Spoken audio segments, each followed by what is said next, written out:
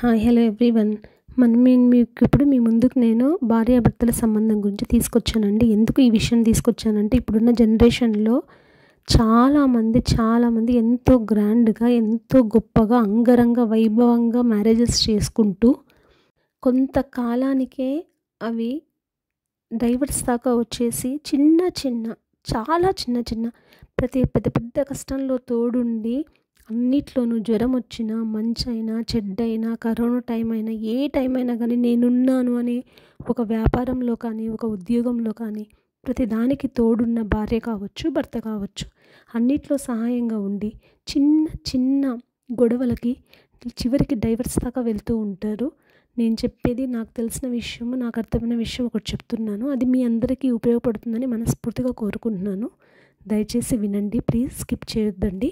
ఆ గొడవ టైంలో ఒక 10 నిమిషాలు లేదంటే 15 నిమిషాలు ప్రశాంతంగా కూర్చొని, మనకి ఒక భార్య కావచ్చు, భర్త కావచ్చు, ఎంత బాగా కష్టంలో సపోర్ట్ చేశారు, ఏ విధంగా మనకి వెన్నుపూసలాగా మనకి వెంటుండి నడిపించారు, ప్రతిదానికి మనకి ఎలా ధైర్యం చెప్పి ముందుకు తీసుకొచ్చారు, తల్లిదండ్రులను వదిలి మనం ఇక్కడికి వచ్చిన తర్వాత మనకి ఏ విధంగా మనల్ని ముందుకు తీసుకెళ్లారు అనే విషయాన్ని ఒక్కసారి ఆలోచించి, ఆ మధుర క్షణాలను ఒకసారి గుర్తు చేసుకుంటే ఏ భర్తకు కావచ్చు, ఏ భార్యకు కావచ్చు దూరం చేసుకోవాలన్న ఆలోచనే రాదు.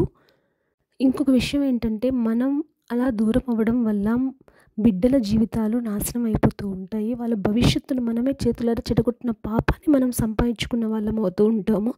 భర్త తల్లిదండ్రులు కావచ్చు, భార్య తల్లిదండ్రులు కావచ్చు, వారిద్దరి యొక్క కుటుంబ వ్యవస్థలు కూడా మన వల్ల చెడిపోతూ ఉంటాయి. దీనికన్నా మనము ఒకరినొకరు అర్థం చేసుకొని సర్దుకొని పోతే ఏ బాధ ఉండదు. ఇరుగు పొరుగు దగ్గర కావచ్చు, ఆఫీస్లో కొలీగ్స్ దగ్గర కావచ్చు, కొత్తగా పరిచయమైన వాళ్ళ దగ్గర కావచ్చు, అందరి దగ్గర మనకి ఎన్నో నచ్చని విషయాలు, నచ్చని పనులు ఉన్నా కానీ సర్దుకుంటూ హ్యాపీగా జీవనం సాగిస్తూ ఉంటాము. చివరి దాకా ఏ తల్లిదండ్రులు కానీ, మనం కన్నా బిడ్డలు కానీ మనకి చివరి దాకా తోడుండరు. ఎందుకంటే వాళ్ళ పనుల్లో వాళ్ళు, పిల్లలు వాళ్ళ జీవితాన్ని, వాళ్ళ భవిష్యత్తుని వాళ్ళు నిర్ణయించుకొని వాళ్ళు ముందుకు వెళ్ళిపోతూ ఉంటారు. మన తల్లిదండ్రులు కావచ్చు, వాళ్ళ తల్లిదండ్రులు కావచ్చు, వాళ్ళు చివరిదాకా మనతో ఉండరు.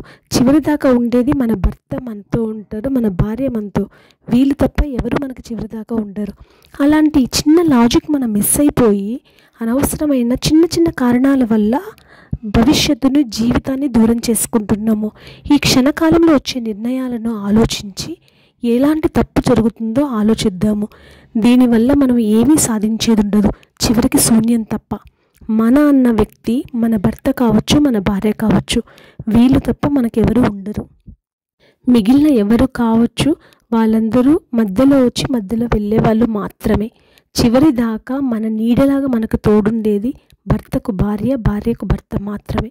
ఈ యొక్క చిన్న లాజిక్ని మనం గుర్తుపెట్టుకొని జీవితాన్ని సుఖ సంతోషాలతో సాగిస్తూ, మనతో పాటు మన కుటుంబాన్ని, మన కన్న బిడ్డలను, వాళ్ళ భవిష్యత్తుని గుర్తుంచుకొని చాలా ఆలోచనాపూర్వకంగా జీవితాన్ని కొనసాగిద్దాము. మిగిలిన కష్టాలంటారా, వస్తూ ఉంటాయి, పోతూ ఉంటాయి. అవి ఏవి జీవితాంతం మనకి తోడుగా ఉండవు. అమావాస్య పౌర్ణమిలాగా, చీకటి వెలుగులాగా మాత్రం